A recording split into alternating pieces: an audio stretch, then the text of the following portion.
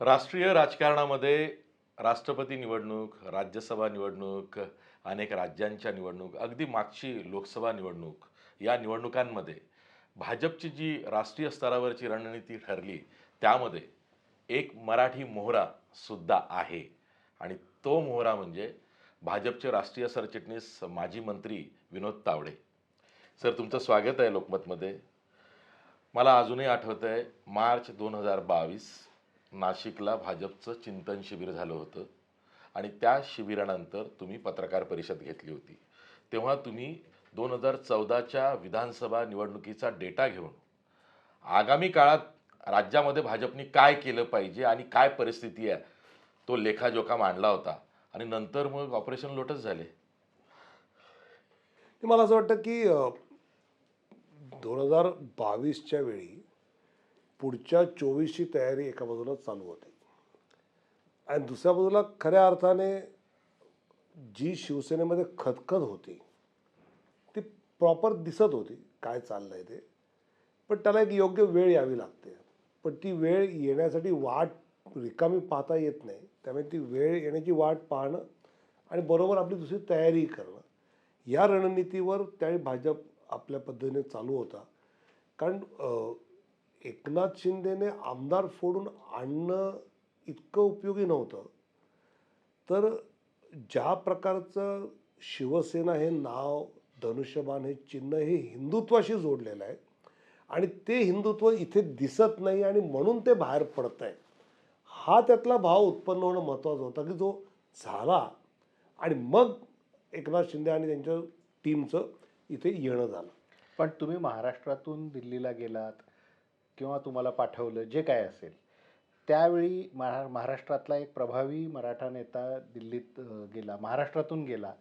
तर आज तेच विनोद तावडे सगळीकडे संकटमोचक म्हणून फिरताना दिसतात. बिहार असो, अजून कुठलं राज्य असो.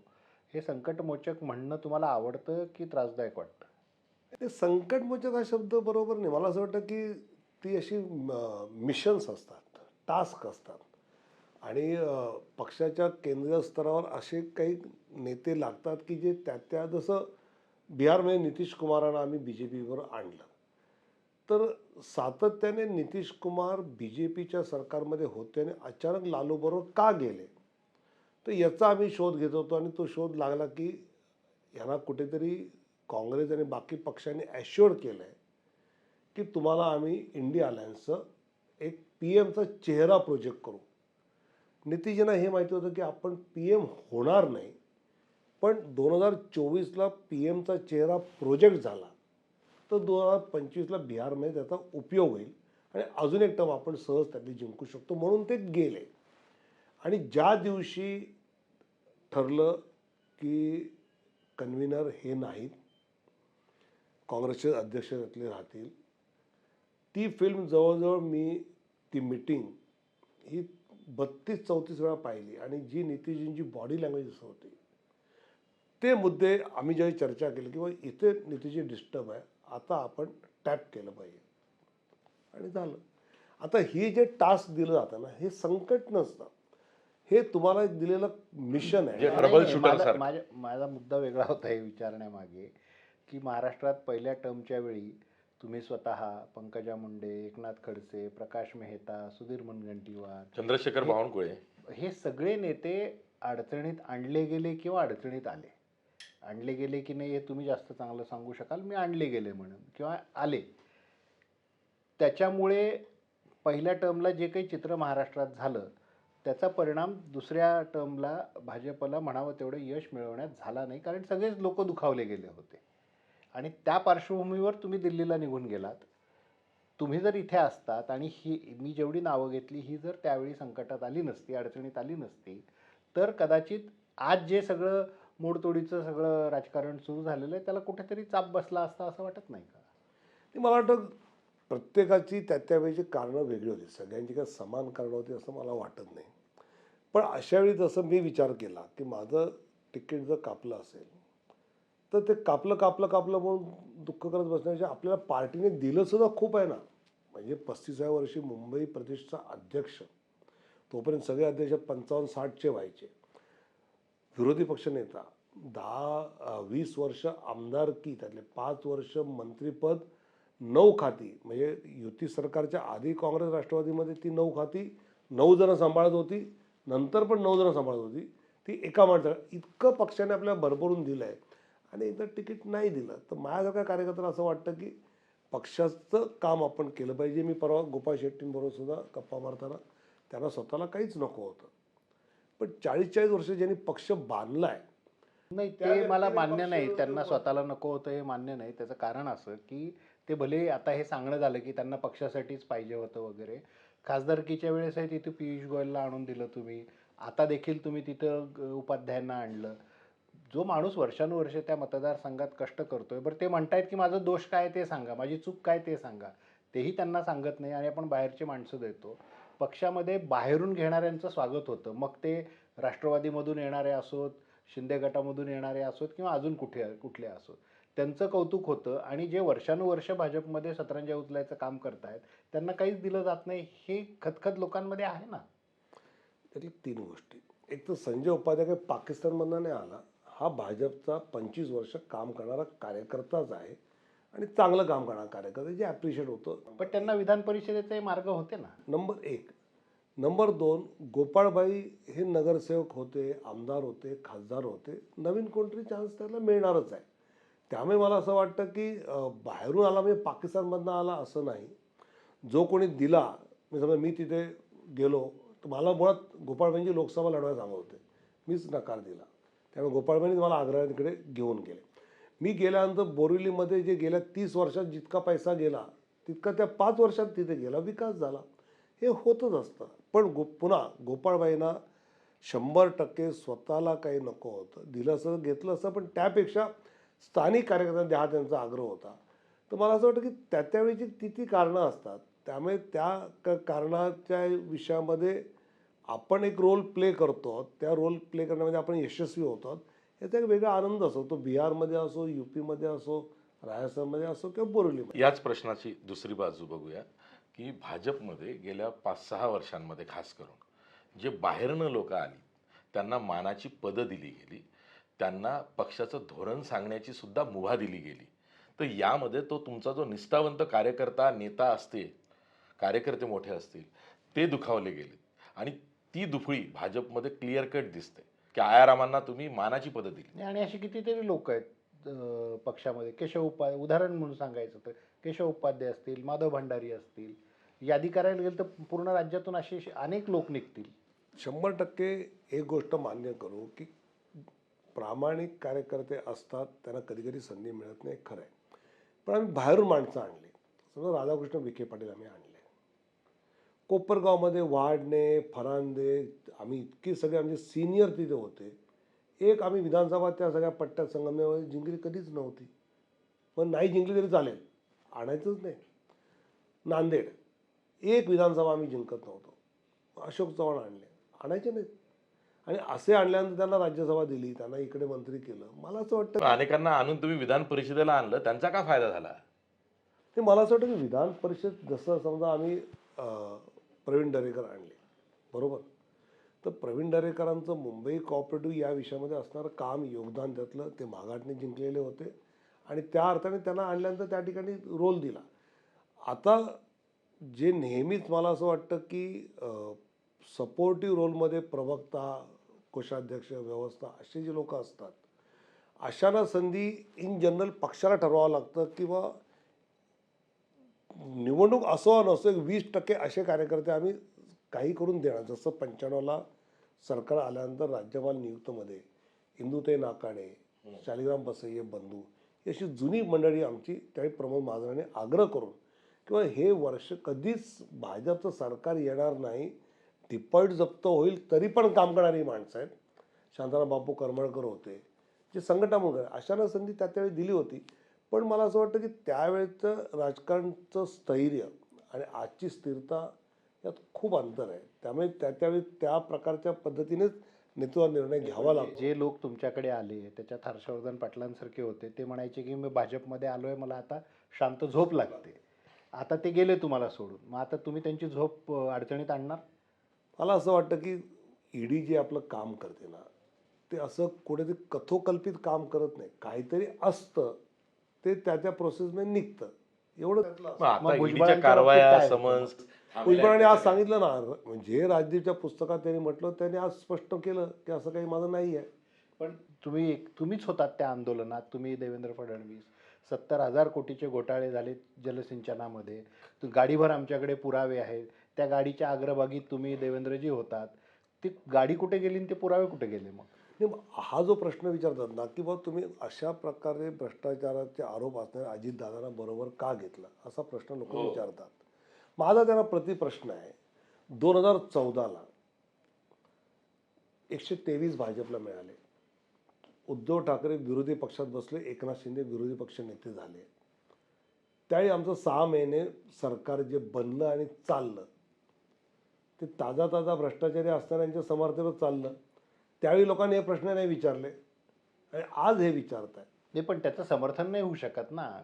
पण त्यावेळी कोणी प्रश्न नाही विचारला. पण अदृश्य हात होता, तो पवारांचा असू शकतो, अजित पवारांचा असेलच असं लोकांना वाटलं नाही. अजित पवारांचाही होता सभागृहात, ते आर पाटील तेच तर अग्रभागी होते या सगळ्यामध्ये. त्यामुळे मला असं वाटतं की राजकीय स्थिती काय घडते आणि त्यावर आम्ही काय भूमिका घेतो. म्हणजे हे राजकीय तडजोडी आहेत. राजकीय तडजोडी राज्याच्या हितासाठी 2019ला जर भाजप शिवसेना युतीचं बहुमत आलं होतं, मोदींच्या नावावर मतं घेतली होती उद्धवजींनी, आणि मग तुम्ही अचानक काँग्रेसबरोबर जाऊन बसता, ही गद्दारी नाही आहे. खरी गद्दारी केली ही त्यावेळी, आणि आज गद्दारांचा पंचनामा करतात. माझं तर मत आहे की माननीय शिवसेना प्रमुख बाळासाहेब ठाकरेंच्या विचारांशी प्रामाणिक राहिले असतील तर एकनाथ हे शिंदे. कसं झालं, तेरी कमीज से मेरी कमीज सफेद कैसी, असं झालं ना. हे समर्थन नाही होऊ शकत. पण ऑन रेकॉर्ड 80 तासांचं सरकार आधी आहे, नंतर उद्धव ठाकरे मुख्यमंत्री बनले. पण उद्धव ठाकरे बरोबर येत नव्हते म्हणून ते झालं ना. अहो, पहिल्या दिवशी ज्यावेळी निकाल आल्यानंतर आपण मातोश्रीवर बसू आणि ठरवू, नाही नाही थांबा, नाही नाही थांबा, मी होतो ना त्यावेळी, पाहत होतो सगळं. असं आहे की आम्हाला शिवसेना म्हणून माननीय बाळासाहेबांचा जो अनुभव आहे की संभाजीनगर महापालिका एकमेकाच्या विरोधात लढले, भाजपचे नगरसेवक कमी आले, माननीय मुंडे साहेब बाळासाहेबांना विनंती करायला गेले, बाळासाहेब दिलदारपणे चाल घे तुझा महापौर. हा जो शिवसेनेचा हे होता की नाही, इथे तर काही कमिटमेंट नाही, काही नाही. आता दिशा दिसते की आपण मुख्यमंत्री होऊ शकतो की आपल्या मुलाला करू शकतो, तर युती सोडले कुणाबरोबर युती? ज्या काँग्रेसने हिंदुत्वाला विरोध केला, राम मंदिरला विरोध केला, ज्या काँग्रेसचे बाळासाहेबांचं म्हणणं आहे की मी काँग्रेसबरोबर कधी जाणार नाही, वेळ पडली तर शिवसेना विसर्जित करेन, इतकं विचारांशी तडजोड करून गद्दारी तुम्ही करू शकता एका मुख्यमंत्री पदासाठी. मला असं वाटतं की त्या काळामध्ये तुम्ही का नाही अप्रोच झालात मातोश्रीला?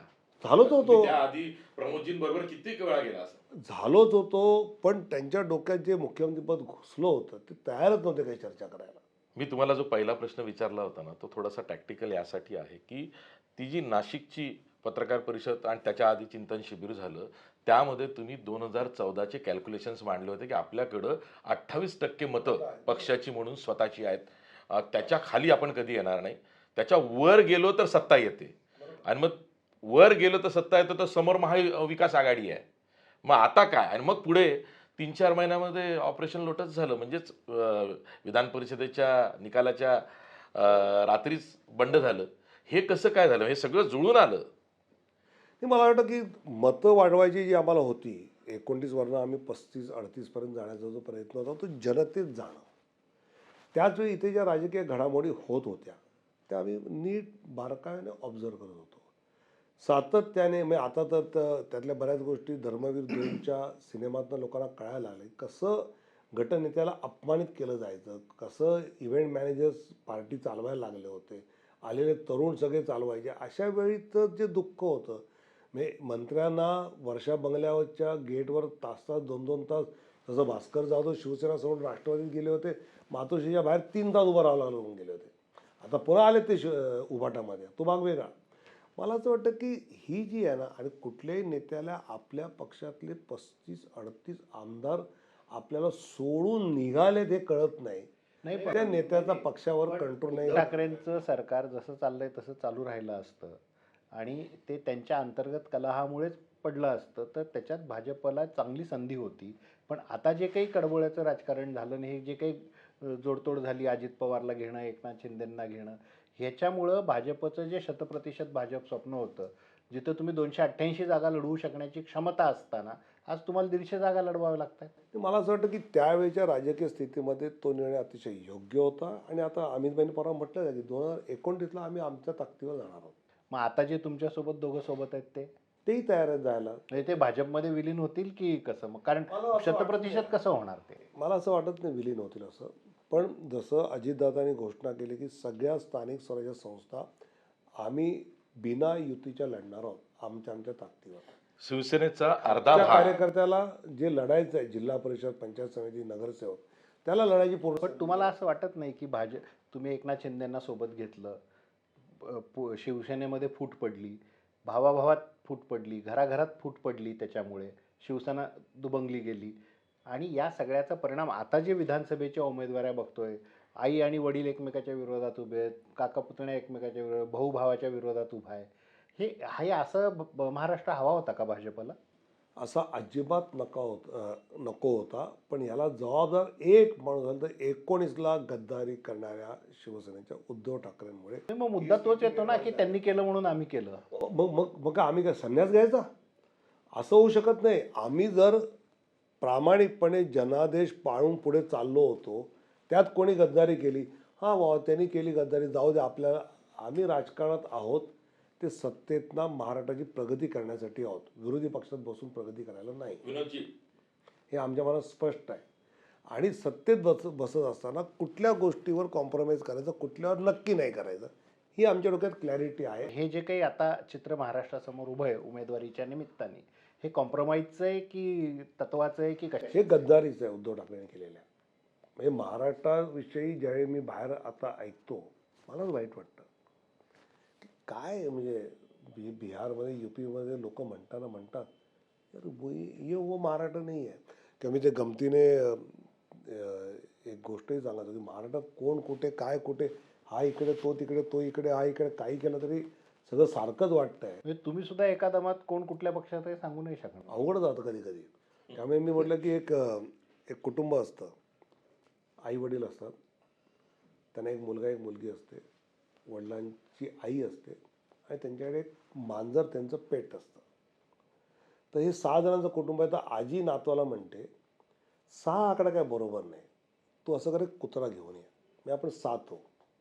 नातू म्हणतो हां आजी 7 चांगलं आहे म्हणले, पण आजी कुत्रा आला की मांजर निघून जाते, ते एकत्र राहत नाही.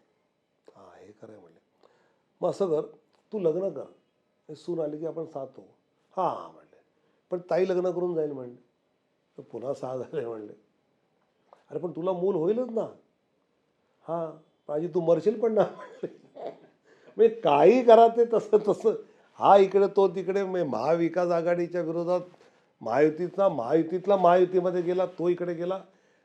त्यामुळे ही निवडणूक राज्यस्तराच्या नरेटिव्हची नसून विधानसभेच्या मायक्रो प्लॅनिंगची आहे. आणि तुम्हीच अजित पवारांना 10-12 उमेदवार पुरवले, शिंदे आम्ही त्याला दिला, त्यांनी आवाज दिला, यांनी त्याला दिला, असं झालं. हे- पण हे का करावं असं वाटतं? कशासाठी ना हे सगळं? अशा शेवटी त्या पक्षाला आपल्या कार्यकर्त्यांसाठी नाही, त्यांच्याकडे उमेदवार नाहीत ना, तर त्यांनी त्या जागा घेऊ नये, तुम्ही त्या जागा घ्याव्या. अट्टाहास कशासाठी सगळी? ती जागांचा आकडा हा कार्यकर्त्यांचा आत्मविश्वास बनवत असतो आणि त्यासाठी त्या पक्षाला आवश्यक होतं. आणि महायुती म्हणून एक संघ राहणं ही आजची गरज आहे.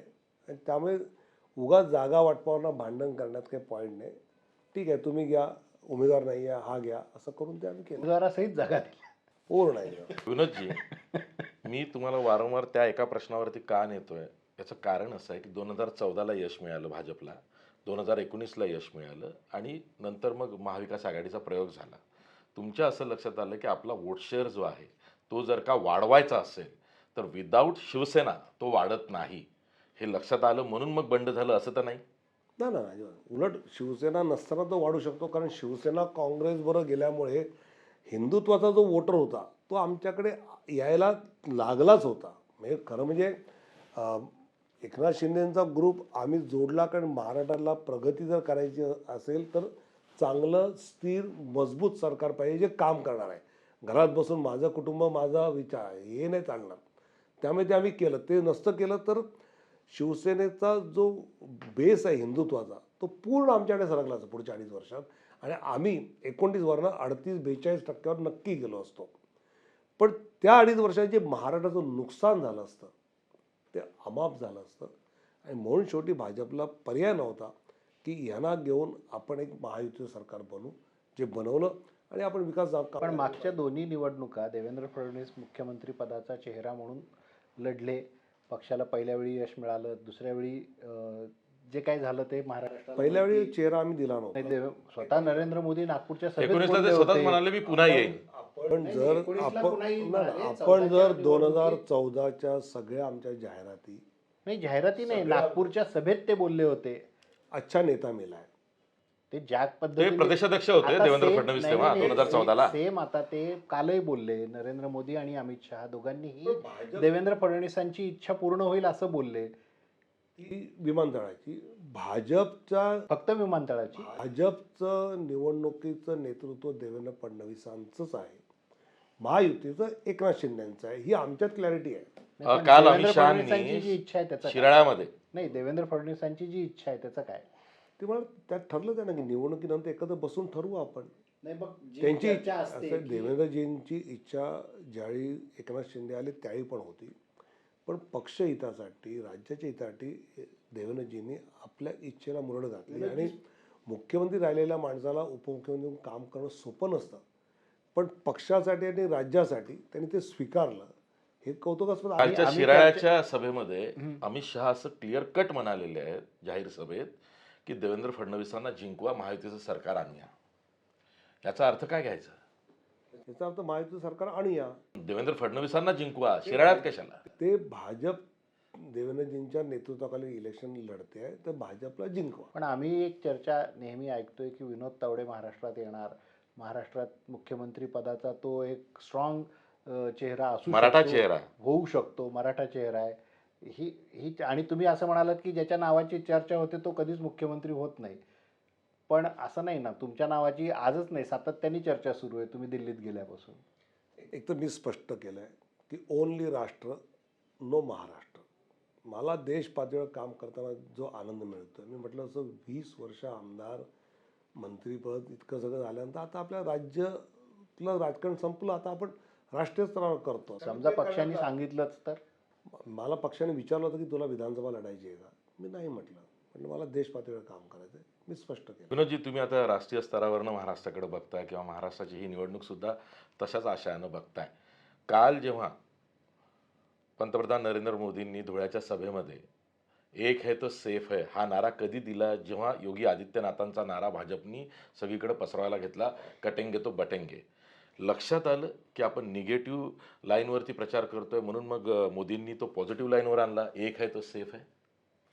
मला असं वाटतं दोन्ही नारेचा अर्थ एकच आहे.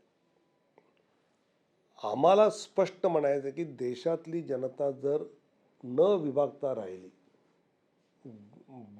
बट्टी नाही, तो आपण पण मग अजित पवारांनी स्पष्ट सांगितलं की नाही, मग येतो अजितदादांकडे येतो. मुळात जम्मू काश्मीरमध्ये काश्मीरी पंडित आपापसात भांडत बसले, कापलेच गेले ना ते. मला काय वाटतं की आम्ही बटेंगे तो कटेंगे किंवा एक आहे तो सेफ आहे हे आमचं म्हणणं की देशातली जनता एक राहिली पाहिजे. आपल्याला तोडायचे प्रयत्न खूप लोक करत आहेत. मोदींचं भारताचं पंतप्रधानपद अनेक जगातल्या देशांना खूपच आहे, ते अनेक लोकांना इथे वापरतात आपल्या विरोधात, त्यामुळे आपण एक राहू असं आम्ही म्हणतो. आता काहींना असं वाटतं की कटेंगे तो बटेंगे याचा अर्थ धुळे लोकसभामध्ये 5 विधानसभेत तुम्ही पुढे होतात आणि एका मालेगावमध्ये एवढे मागे गेलात की तुम्ही हरलात. आता ज्याचा त्याचा पॉलिटिकल इंटरप्रेट जो तो आपल्या पद्धतीने करतो. आता अजितदादांनी म्हटलं की बुवा ही महाराष्ट्राची संस्कृती नाही आहे. मुळात महाराष्ट्रातल्या जनतेने एक राहणं ही तर आपली संस्कृती आहे. छत्रपती नाही शिवरायांची. नाही, अजित पवारांनी स्पेसिफिक योगींच्या विधानावर प्रतिक्रिया म्हणून सांगितलं नाराजी की होती ती. हे होणार नाही आणि हे असं कोणी बाहेरच्या नेत्यांनी येऊन इथं असं बोलू नये असंही बोलले ते. ते म्हणले की आपली हे नाही आहे. तर म्हटलं मुळात कोणीही आपापसामध्ये बटवारा झाला नाही पाहिजे, हे योगींनी म्हणले. चुकीचं काय? अजितदादा त्यांची वोट बँक ठेवून बोलत आहेत आणि आम्ही देश हिताचं बोलतो. अविनाशजी, इथंच हा मुद्दा येतो जो वैचारिक आहे. की कटेंगे तो बटेंगे म्हटलं तर महाराष्ट्रात हिंदू विरुद्ध मुस्लिम ध्रुवीकरणात भाजपचा फायदा होईल असं वाटून योगीजी बोलत असतील. कदाचित पंतप्रधान नरेंद्र मोदींना मागचा लोकसभेचा निकाल बघितल्यावरती असं वाटलं असेल की महाराष्ट्रामध्ये धार्मिक ध्रुवीकरण तसं होत नाही आणि म्हणून मग त्यांनी काय केलं, धर्म, जात, पंथ यांना एकत्र आणूया, एक आहे तर सेफ आहे. महाराष्ट्र का वेगळा दिसतोय तुम्हाला देशात या बाबतीमध्ये, की जिथे भाजपचं ध्रुवीकरण होत नाही, जे भाजपला हवं आहे? नाही नाही, मला वाटतं उलट ध्रुवीकरण दुसऱ्या बाजूने जे आता लोकसभेला वरळी विधानसभेमध्ये इथल्या मराठी मतापेक्षा शिवसेनेला मुस्लिम मतं जास्त पडली उबाटाला. ती लोकसभेलाही पडली. ती लोकसभेलाच म्हणतो मी, ती पडली उबाटाला. आता तो जो वोट जिहाद आहे तो चालतो आणि मग आम्ही म्हटलं किंवा बटेंगे तो कटेंगे तर चालत नाही. हे कसं काय तो चालतं? सहानुभूतीपर मत आहेत ती. मुद्दा असा आहे की मुस्लिमांची मतं शिवसेनेला पडली तर तो वोट जिहाद आहे म्हणायचं, आणि ती जर भाजपला पडली तर काय म्हणायचं? मुस्लिम मतं कुठे भाजपला पडली? याच्या आधी नाही दिली पडली ना. समजा. नाही, जेव्हा वोट जिहाद नाही, पंतप्रधान मोदींना लोकांनी भरभरून मतं केली. त्यात सगळ्याच जाती धर्माचे लोक होते. माझं मत आहे की तुम्ही यावेळेच्या लोकसभेच्या आधीचा प्रचार, मोदी आएगा तो मदरसा बंद करेगा, मोदी आएगा तो ये होगा, हा प्रचार याने केला आणि वोट जिहादचं अपील केलं. वोट जिहाद हा शब्द आमचा नाही, मुस्लिम मतदारांमध्ये फिरणाऱ्यांचा आहे. आम्ही आमच्या कल्पनेने आणला नाही आहे आणि तो प्रत्यक्ष दिसतोय आपल्याला. त्यामुळे आम्ही तर पण म्हटलं, वोट जिहादचा फायदा होईल तुम्हाला महाराष्ट्रात असं वाटतंय? मला असं वाटतं की आज विधानसभेला हे होत नाही, कारण लोकसभेला अवघड असतं छोट्या छोट्या पक्षांना मतं मिळणं.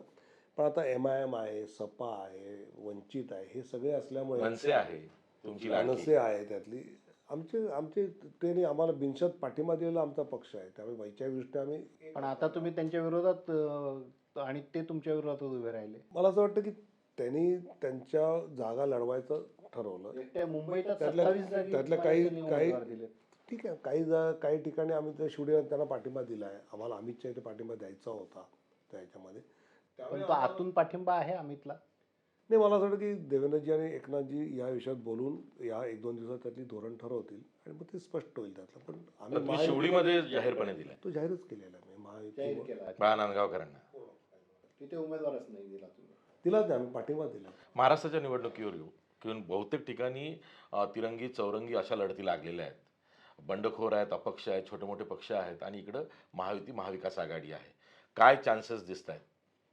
नाही, मला ना एक महिन्या 1.5 महिन्यापूर्वी प्रामाणिकपणे असं वाटत होतं की हंग असेंब्लीकडे महाराष्ट्र चालला आहे. पण दिवाळीनंतर ज्या पद्धतीने प्रचार आणि महाविकास आघाडीमध्ये जी जागा वाटपात भांडणं झाली ती त्यांना कंट्रोलच करता आली नाही. ती तुमच्याकडे खूप झाली. आमच्याकडे जागा वाटपात भांडणं कमी झाली. म्हणजे आता आम्ही बंडखोरांच्या पानभर याद्या छापल्या. बंडखोरी झाली ते मागे घेतली. मला म्हणायचं की जागा वाटपाच्या वेळी एकनाथ शिंदे, देवेंद्र फडणवीस, अजितदादा एकमेकाविरोधात बोलतायत. वाद नाही झाला हे झालं किंवा नाही. दिसला नाही असेल ते. नाना पटोलेला काँग्रेसला काढावं लागलं चर्चेतनं. याचे सामाजिक परिणाम असतात. आम्ही 25 वर्ष उद्धव ठाकरेंबरोबर युतीच्या बोलणे केले, आम्हाला माहिती आहे काय होतं ते. पण ती सवय यांना नाही. पवारसाहेब जाणीवपूर्वक लांबच राहिले या सगळ्याच्यानं. त्यांनी त्यांना ज्या पाहिजे त्या जागा घेतल्या, बाकी तुमचं तुम्ही बघा. यातून महाविकास आघाडी जी एक संघ होती त्याच्यात जी फूट पडली आहे कालपर्यंत. आता राजेंद्र मोळकसारखा चांगला कार्यकर्ता काँग्रेसचा, रामटेकचे. आमटे, त्याला जागा न देणं आणि तिथे हट्ट धरणं, म्हणजे ह्याचा अर्थ आम्ही काही जागा सोडताना हवं तर हा कॅन्डिडेट घ्या हे म्हटलं. हे जे एकमेकाला पूरक धोरण महायुतीमध्ये घेतलं ते महाविकास आघाडीत दिसलं नाही. विनोदजी, मराठा आरक्षणावरून जरांगे पाटलांनी आंदोलन केलं महाराष्ट्रात. त्यांनी एक भूमिका घेतली होती. तळमळीने ते उभे होते ह्या सगळ्या प्रकरणाच्या मागे. आता त्यांनी सांगितले की एका जातीच्या आधारावर आपण निवडून येऊ शकत नाही कोणीच. त्याच्यामुळे त्यांनी त्यांचा स्टँड जाहीर केलेला आहे. मुद्दा असा आहे की 50% आरक्षणाची मर्यादा वाढवल्याशिवाय आरक्षण देता येणार नाही आणि ती मर्यादा वाढवण्याचा अधिकार केंद्र सरकारला आहे असं जे सांगितलं जात आहे. मग केंद्र सरकार या बाबतीत निर्णय का घेत नाही? मला सांगा हो, 2000 समजा आरक्षणाचा थोडा इतिहास विचार करायचा तर 1965ला पहिल्यांदा SC ST नोमॅनिक ट्राईब आणि OBC असं आरक्षण आलं. मग 80ला अण्णासाहेब पाटलांनी मराठा आरक्षणाची मागणी केली. काँग्रेसच्या बाबासाहेब भोसलेंनी नाकारली. त्यानंतर त्यांचा मृत्यू झाला. कसा काय मी त्यात जात नाही. मंडल आयोगाच्या वेळी संधी आली होती की मराठा समाजाला त्यात घालायचं. त्याच्या काँग्रेस नेत्यांनी ते होऊ दिलं नाही. 1994ला शरद पवार साहेबांनी ओबीसी आरक्षण वाढवलं. तेव्हा मुंडेंनी पवारांना विचारलं ते होतं. 50% आपण पोचलो होतो. मग 2004ला न्यायाधीश बापट आयोग नेमलं. मराठा आरक्षणावरचा अहवाल तयार झाला. त्याच्यावर वोटिंग व्हायचं होतं. 4 बाजूने होते, 3 विरोधी होते. त्यातल्या त्या डॉक्टर बाई ज्या होत्या बोईटे, त्यांना हार्ट अटॅक आला. त्यामुळे त्या मिटिंगला जाऊ नाही शकल्या. खरं म्हणजे मिटिंग पुढे ढकलली असती तर 4-3ने पुन्हा मिळालं असतं. पण त्यावेळेच्या अध्यक्षांनी विरोधात मतांक करून ते 3-3 केलं आणि पुन्हा त्याच्यामध्ये आरक्षण केलं. 2014ला भाजपचं सरकार आल्यानंतर मीच पहिले 2 वर्ष त्या समितीचा अध्यक्ष होतो. नंतर चंद्रकांत दादा होते. आम्ही 13% आरक्षण दिलं, जे 50%च्या पुढे गेलं, जे आम्ही हायकोर्टात टिकवून ठेवलं. 19ला सुप्रीम कोर्टात गेलं, सरकार बदललं. पहिल्या 4 तारखांना महाविकास आघाडीचं कोणी कोर्टात दाखलच झालं नाही. त्यांनी इंग्लिशमध्ये मागितले, कोणी दिले नाही. त्यामुळे ते उडालं. त्यामुळे 50%च्या वर सुप्रीम कोर्टाने असं म्हटलं की तुम्ही आयोग नेमून सर्वेक्षण करून जर आरक्षण दिलं तर ते टिकू शकतं. ते आपण केलं, ते टिकवलं आपण मुंबई उच्च न्यायालयामध्ये. ते 50%चं हे उगाच केंद्रावर टाकण्याचं काही कारण नाही. यामध्ये ते गरज दुरुस्ती आम्ही- फक्त जेव्हा मे 2021 मध्ये सुप्रीम कोर्टाने मराठा आरक्षण फेटाळलं तेव्हा 102व्या घटना दुरुस्तीने राज्य सरकारचे आरक्षण देण्याचे अधिकार केंद्र सरकारकडे गेले होते. हे सुद्धा एक कारण आहे. ते जरी कारण असलं, त्याच्यामुळेच राज्याला करता येत नाही ना. मुळात राज्याने आयोग नेमून जर केलं आणि ते 13% आम्ही मुंबई उच्च न्यायालयात टिकवलं, बरोबर आहे. त्या सगळ्या मुद्द्याच्या आधारे ते सुप्रीम कोर्टात टिकवता आलं असतं, जे महाविकास आघाडीने आशिष जे म्हणतो की आशिषजी जे म्हणतात घटना दुरुस्ती नंतर देखील हे करता येईल का? करता येईल ना, ना. आता तर परत आले 105व्याने राज्य सरकारांना अधिकार. 10% इकॉनॉमिकल बॅकवर्डला जे केंद्राने आरक्षण दिलं ते 50 क्रॉस केलंच आहे आम्ही. त्यामुळे 50 क्रॉसला मान्यताच आहे. पण केंद्रात का असा कायदा होत नाही की 50%ची जी सिलिंग आहे ती काढूया आणि सर्वांना लाभ देऊया देशभर. माझं मत आहे की लाभ ऑलरेडी 50%च्या वर दिला ना 10% करून, आणि त्याला कोणी अडवलं नाही आहे. तर जर मिळालाच आहे संसदेमध्ये कायदा बनवून दिलं ना ते EWS 10%. तसं काय तर पण देता येतच ना. मग तेच ना, मग केंद्र सरकार काय करत नाही? अहो पण तसं जर या राज्याने अभ्यास करून प्रॉपर आयोगाकडे पाठवून जर केलं तर ते होईल ना.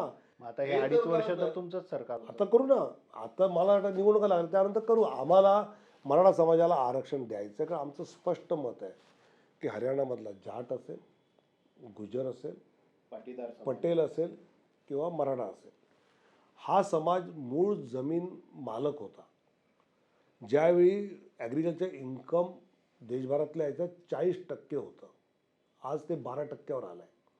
त्यानंतर पिढ्यानपिढ्या जात जात जात आता भावंड, काका, पुन्हा भावंड करत जमीन 1 एकर 2 एकर इतकी आली. ह्याच्यावर एक कुटुंब चालू शकत नाही. त्यामुळे तो आता आरक्षणात काही नोकऱ्या मागतोय. नोकऱ्या नाही म्हणून लग्न होत नाहीत तरुणांची.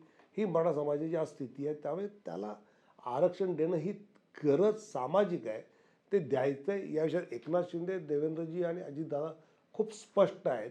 पण मला आश्चर्य वाटतं की शरद पवारांनी दिलं नाही, काँग्रेसने दिलं नाही, ह्या सगळ्यांनी दिलं नाही, आणि दिलं होतं आम्ही जे टिकवलं होतं तरी पण विरोध इथे का, हा प्रश्न. मनोज जरांगे पाटलांच्या मागणीवर काय? ते म्हणतात आम्हाला मराठ्यांना कुणबी करा. मला असं वाटतं की ते निजामाच्या काळामध्ये मराठवाड्यातल्या काही बेल्टमध्ये नोंदी होत्या. ज्या होत्या त्याला धरून आहे. पण ते राज्याला लागू, राज्यातल्या मराठ्याचं भलं कशात होणार आहे त्याचा आपण विचार केलाच पाहिजे ना. केवळ मराठवाड्यापुरतं करायचं असेल तर ते सोपं असतं. पण विचार महायुतीचा असा आहे की राज्यातल्या मराठा समाजाला कुठेतरी न्याय देणं गरजेचं आहे. त्या ह्याच्यावर आम्ही काम करतो. पण छगन भुजबळ आणि राहुल गांधी दोघंही जातनिहाय जनगणना झाली पाहिजे अशी भूमिका घेतात. भाजपाची काय भूमिका आहे? स्पष्ट केलं भाजप. बिहारमध्ये मीच तर म्हटलं, आणि आम्ही बिहार विधानसभेमध्ये जातीगत जनगणनेला पूर्ण पाठिंबा दिला. पण ते होणार कधी? सुरू होईल आता. मुळात मला असं वाटतं की जातीगत जनगणना त्या त्या राज्यांनी सुरू करणं त्याला काय अडचण आहे. आता तेलंगणाने घोषणा केलीच आहे. ती अर्थात घोषणा केली आहे, महाराष्ट्र निवडणुकीपुरती केली आहे. आपण लोकसभेचा निकाल जर बघितला तर अजित पवारांना सोबत घेण्यामुळे भाजपचं नुकसान झालं. वोट शेअरिंग जे ट्रान्सफर व्हायला पाहिजे होते ते झाले नाहीत. अजित पवारांची मतं भाजपला मिळाली नाहीत, भाजपची अजित पवारांना मिळाली नाहीत. त्यांची एकच जागा निवडून आली, ती देखील सुनील तटकरेंची स्वतःच्या यंत्रणेवर निवडून आली.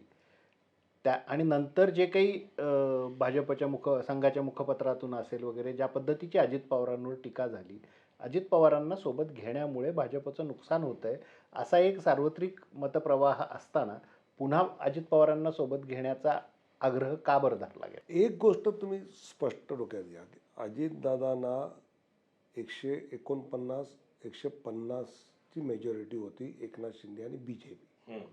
इतक्या थिन मेजॉरिटीवर सरकार नीट चालवणं शक्य नसतं.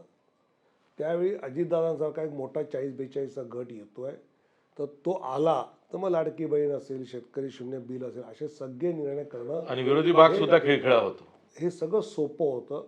त्यामुळे मजबूत सरकार असेल तर मजबूत निर्णय घेता येतात, म्हणून ते अजितदादांना घेतलं होतं. दुसरं, मी नेहमीच राजकीय विश्लेषण मांडतो की राष्ट्रवादी काँग्रेस हे एक बटाट्याचं पोत आहे. राष्ट्रवादी काँग्रेस नावाने बांधलं आहे, पण त्यातला बटाटा आपला आपला स्वतंत्र आहे. अंकुश टोपे, राजेश टोपे, राजाराम बापू पाटील, जयंत पाटील, हे भुजबळ, ते पिढ्यानपिढ्या त्यांच्या त्या विधानसभा बांधलेल्या आहेत. म्हणजे त्या बटाट्यालाच कोंब येतात त्यामुळे तिथे असं असतं की पोत्यातल्या पोत्यात. तिथे वोट ट्रान्सफर साठी आम्ही त्यांना घेतलंच नाही. मजबूत सरकार, त्यातून विकास, आणि एकत्र काम केल्यानंतर हळूहळू होतच गीता. बरं, तुम्ही रणनीतिकारांमधले एक आहात भाजपचे.